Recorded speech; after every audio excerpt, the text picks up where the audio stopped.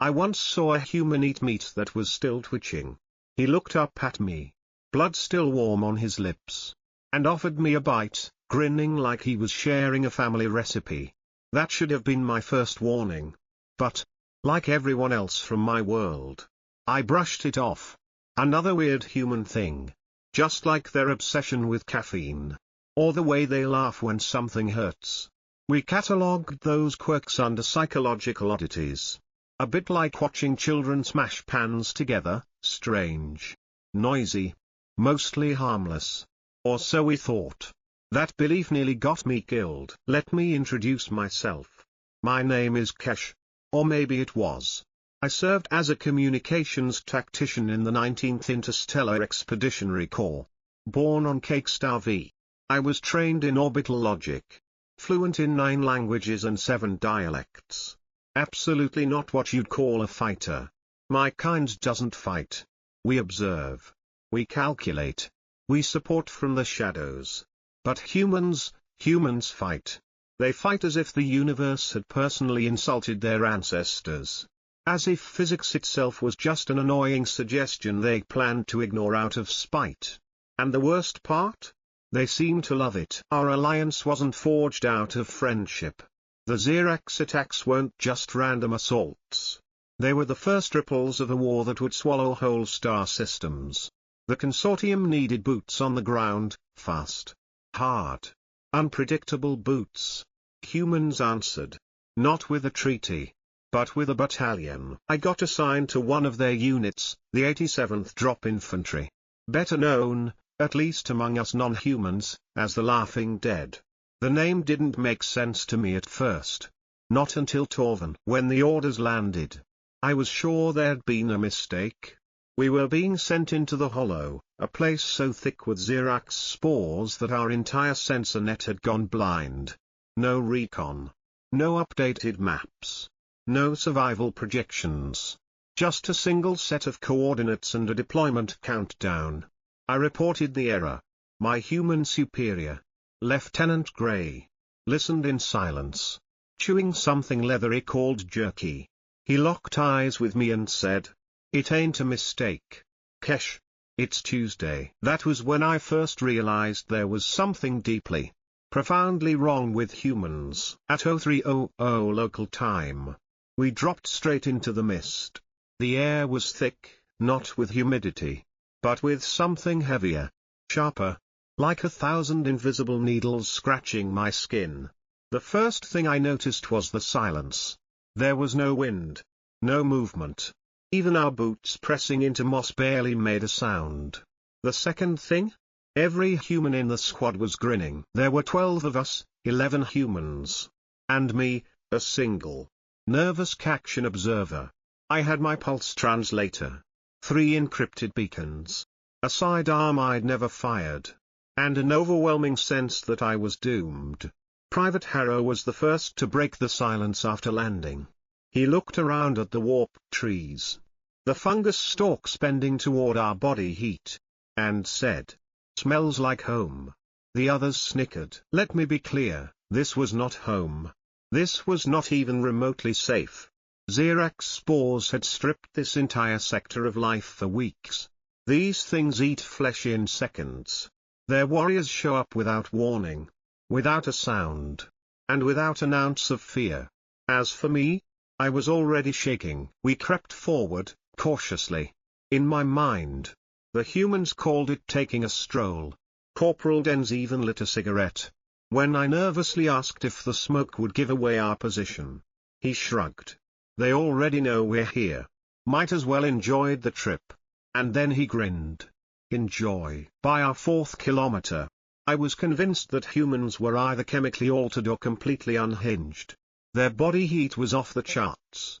Their pupils wide as full moons. And despite being deep inside a Class 5 death zone, they kept cracking jokes over the calms. Actual jokes. I recorded them for future study. One involved a shovel, a combat droid.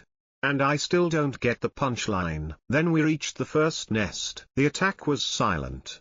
One moment, we were passing the half-collapsed ruins of an old biodome. The next, Private Clem was gone. No sound. No scream. Just a flash of red through the undergrowth. The humans didn't freeze. They didn't even hesitate. Sergeant Arik just calmly raised his weapon and fired 3 shots into the brush. Something large hissed and thrashed. "Eyes up," he said quietly, as if reminding a child to tie their shoes. Dens tossed a flare, his own creation. Not standard issue. It pulsed with high-frequency bursts as it lit up the shadows, revealing the Xerax in mid-leap. 8 limbs. No eyes. A mouth split in 4. It flinched. Just a little. At the sudden blast of light and sound. Harrow took the shot, right in the throat. Not the head. Not the chest. The throat. I didn't even know those things had throats. More of them came. They always come in waves. Silent. Gliding over the wet earth like living shadows. I should have run. I should have triggered the beacon. Called for retreat. But I didn't. Not because of bravery or training, definitely not honor. It was the sound of the humans laughing. Not crazed. Not panicked, just laughing. Private Rowe had taken a hit to the leg. But he was still firing. Still cracking jokes about Tuesday specials. Lieutenant Gray was kneeling by his side, patching him up with one hand and shooting with the other. Nobody shouted orders. Nobody begged for help. They just moved. Efficient. Grimy. Perfectly in sync. And then, in the middle of it all, Dens called out to me. "Kesh. Eyes up top." I did. Somehow. I was still recording. Still translating. Still clutching my sidearm like it might actually save me. Dens nodded. Reloading his weapon. "Let us know if anything drops from the canopy. These creeps love the high ground." I looked up. And saw it. Hunched above us. Clinging to the branches like some nightmare spider. Limbs curved and bristling with talons. Its outline faded into the vines and spores. Only betrayed by a glimmer of acidic drool. One drop landed on my helmet lens, hissing as it tried to eat through the seal. My hand moved by itself. "Come on. Mic open. Incoming." Rowe didn't even look up. He just shifted and fired skyward as the Xerax pounced. It hit the ground with bone-breaking force. Then lunged again. Rowe didn't blink. Arik barreled into it, taking a slash across the ribs but jamming an explosive charge right into its chest. He triggered it point blank. When the smoke cleared, Arik was bloodied but alive. The Xerax wasn't. "Nice catch," Rowe said, grinning through the pain. "Buy me lunch next time," Arik muttered, clutching his side. I should have been horrified. The clearing was covered with fluids I couldn't even name. Bits of armor. The air thick with the stench of death pheromones. But the humans pressed on, moving forward as if this was just another day. I stumbled after them, legs barely working. The translator buzzed in my ear, swamped by orders and banter. Dens cursing at his gun. Harrow laughing about free dental work. Gray silent as ever. He only spoke when we crested the ridge. Torven's hollow stretched out below us. A monstrous basin alive with twisting fungus towers. Nests in the dozens, maybe hundreds. The ground writhed in places.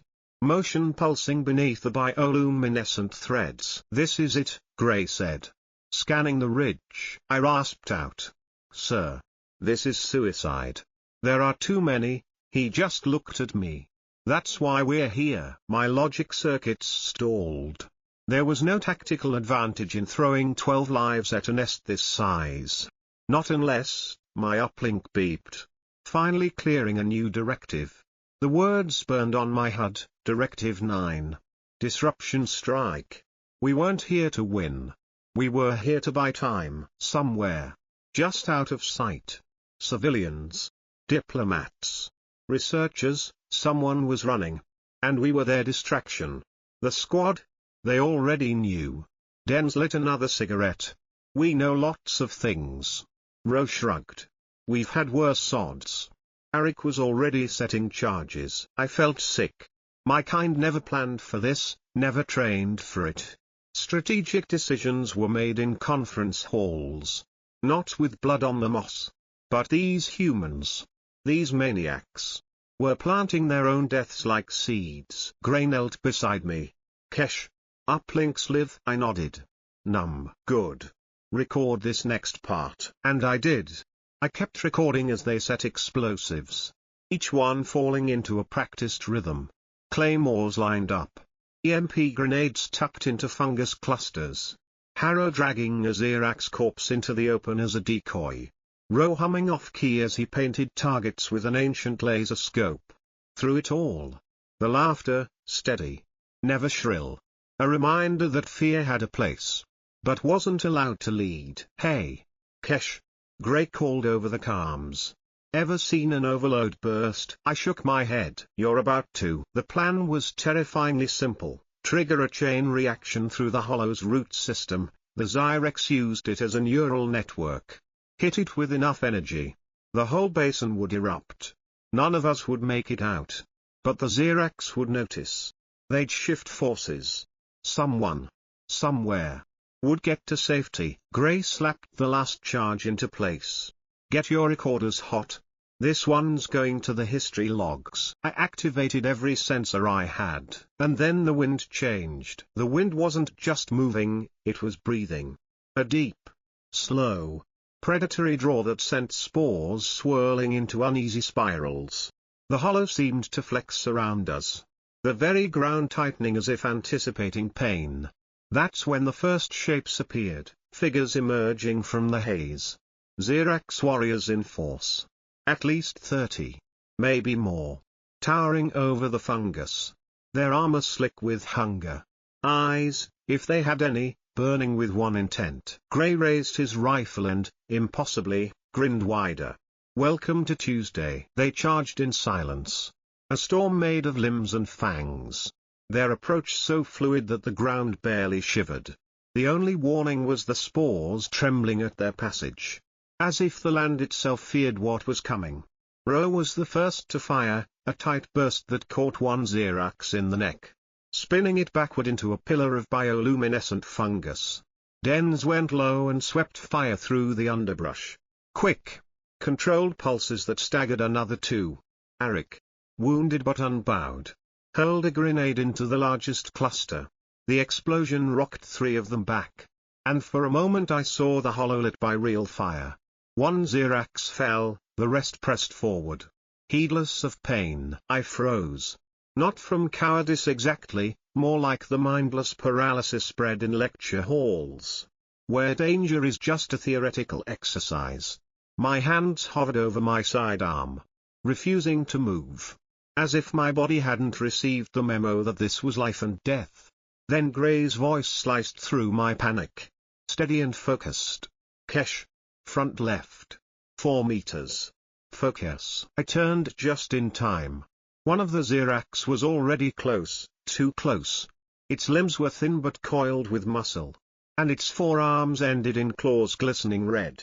It cocked its head, studying me. Not as prey, but as a threat to evaluate. Instinct, something deep and animal, kicked in. I fired. The shot hit its leg. Just enough to stagger it. Before it could recover, Dens finished the job with a burst to the thorax. Nice aim, he called, barely glancing my way. Something strange flickered through me, not pride. Exactly. And definitely not confidence. More like a cold clarity. Sharp as wire. That curled down my spine. Fear, I realized, wasn't an enemy. It was a tool. I watched the squad move, Harrow dragging Ro. Arik taking up a new firing position. Dens hammering his rifle dry and then smashing it into the skull of another Xerax when the clip emptied. All around, the world shrank to chaos and fire. The Xerax came in waves. Their numbers unending. But the charges, our only hope, were nearly all set. I didn't realize the final one was missing until Grey barked over the comm. Final node. Dens. Status. Dens's reply was laced with expletives. Charge on the south routes fried. Splitter blew it out, triggers dead. Wirings melted. I'll need a minute. Grey didn't hesitate. I'll go. But before I even knew why, I heard myself say. No. I will. The entire squad turned to look at me. Bullets flying. Death pressing in, and for a second, time froze. I grabbed the last charge from Denz's satchel and ran. Not away from danger, but straight toward it. I don't remember the ground beneath my feet or the shouts in my comm. My entire world narrowed to the broken node and the path to it. Xerax didn't chase me directly. Their focus was on the humans, the ones still firing. Still moving. Still laughing. I hit my knees at the south bend, skidding in moss and mud. The charge was half buried. The casing cracked. Wires fused together. I'd never done this manually. I'd watched the diagrams. Sure. Studied the theory. But my hands were shaking. Fingers too long. Too clumsy for the override. I forced them in anyway, praying to any physics god that might listen. My translator flickered back to life just in time to catch Harrow's shout, "They're flanking the east." I risked a glance up. The mist was alive with motion. Xerax everywhere. Bodies flashing through the haze. I slammed the activation strip down, wedged the wires into contact, and prayed. The light flashed red. Live. I ran, harder and faster than I'd ever moved. Not away from the enemy, but back toward the only safety I knew, the squad. I reached the ridge, just as Gray pulled me into the cover of a tangled root. "Charge set?" he asked. Eyes sharp. "Yes. Manual trigger." I managed. Breathless. He gave a grim half-smile. "Good. Now we play keep away." The fight was closing in. The Xerax pressing from all sides. But this time their approach was less reckless. They'd learned. They circled. Cut off exits. Moved with intelligence. One almost reached Harrow. Claws flashing. But Gray was there first. Silent and deadly. Denz's rifle was empty. So he used it as a club. Smashing through a Xerax jaw with the grunt. My sidearm clicked dry. I scooped up Rose's fallen repeater. The weight jarring. The recoil more than I expected. I fired anyway, missed the first shot. Hit with the second. Got lucky with the third. The Xerax noticed. Pivoting toward me. It barreled forward. Claws outstretched. And I braced. Firing again and again. One round caught its jaw. It stumbled. Gray finished it at point blank. "You still breathing?" he asked. "Quick. Not unkind." "Yes," I gasped. "Good. Stay that way." The swarm slowed. Watching. Somewhere in their hive mind. They must have realized something was off. The pattern wasn't right. The prey was still fighting. Across the ridge. Ulrich was kneeling but firing. Row lay flat. Weapon clutched in blood-slick hands. Harrow and Denz had their backs to a fungus cluster, covering each other with bursts of fire. That's when I saw Gray's forearm, the beacon blinking green. All charges. Ready. Detonation control transferred. He didn't have to say it. He just pointed to his wrist. Then at me. "On your mark." "But you," I started. He shook his head. Silent. "They don't need a witness, Kesh. They need a record." My throat clenched. I understood. The uplink was hot. The world needed someone to leave. "No," I whispered. "Not as a challenge. Just a truth. Not without you." Gray met my eyes. And for the first time since the drop, he wasn't smiling. "You think we don't feel fear?" he asked quietly. Gunfire echoing all around. "We feel it. Every time. But fear doesn't win. Not with us. That's why they send humans." He pressed the detonator into my hand. Fingers closing over mine. "Go." I hesitated. Then forced myself to move, backwards at first. Firing to cover their line. I watched Harrow slam another magazine home. Denz wrap an arm around Arik. Dragging him up. Gray took one last shot into the mist. Holding the ridge. Calm and steady as always. I turned and ran, down the slope. Across the exposed flats. Through the haze of dying fungus. I didn't look back. I just ran until my HUD flashed safe radius achieved. Signal green. I turned, breathless, and saw the ridge, nearly swallowed by the mist. Shapes moved, human and Xerax, flickering like ghosts in the toxic green glow. I lifted the beacon. The button felt like judgment, like an ending. I pressed it. For a long second, nothing happened. Then light, everywhere. Not a flash or a beam, but an unmaking. The root system beneath the hollow erupted. The fungal towers collapsed in on themselves. The Xerax bodies convulsing as the energy pulse shattered their hive link. Fire followed. Chemical and white hot, chasing the shock waves skyward. The ridge vanished in a geyser of flame, ash, and silence. Real silence. I stood shaking. Repeater still clenched. Air burning in my lungs. My translator buzzed, a signal ping. The uplink had reached orbit. Command now had the full feed. All across the sector.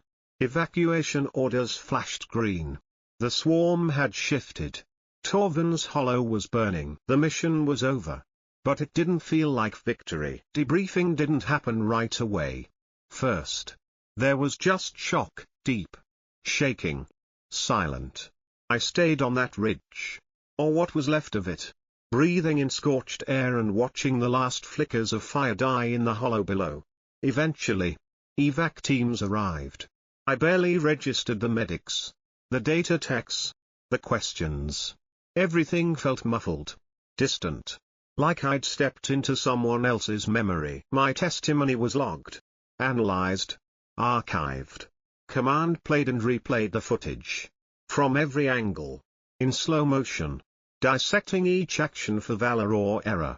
Across 3 systems, the recording of our stand at Torven Ridge went viral. Tactical bravery. The news feeds called it the stand of the laughing dead.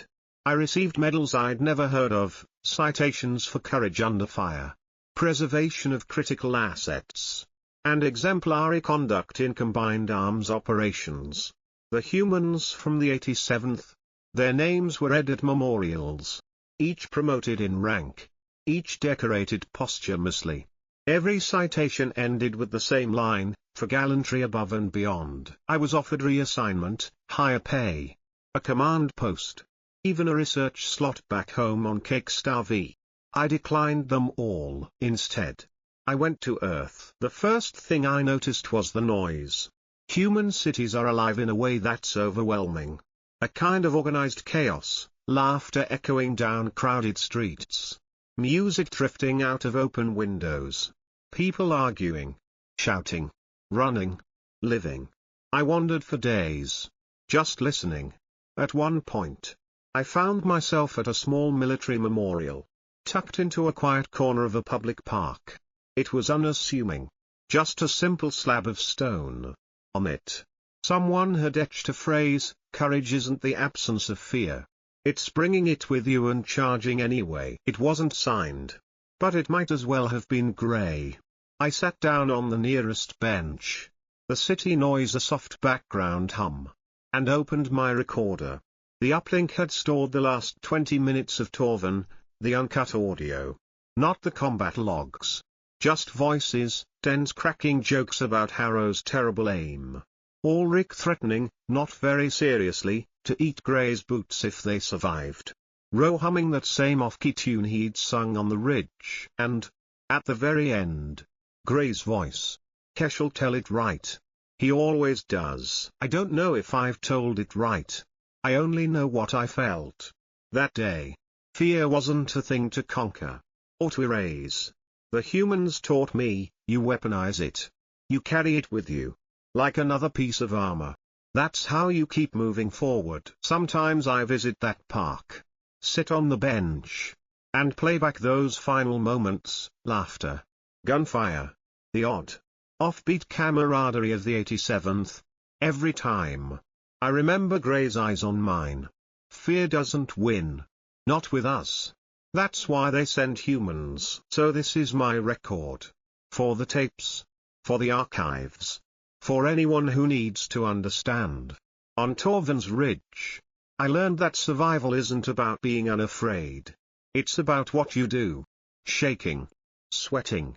Terrified. It's about laughing in the dark. And charging anyway. That's what the humans gave me. And for one dead day. One terrible, unforgettable day. I carried it with them.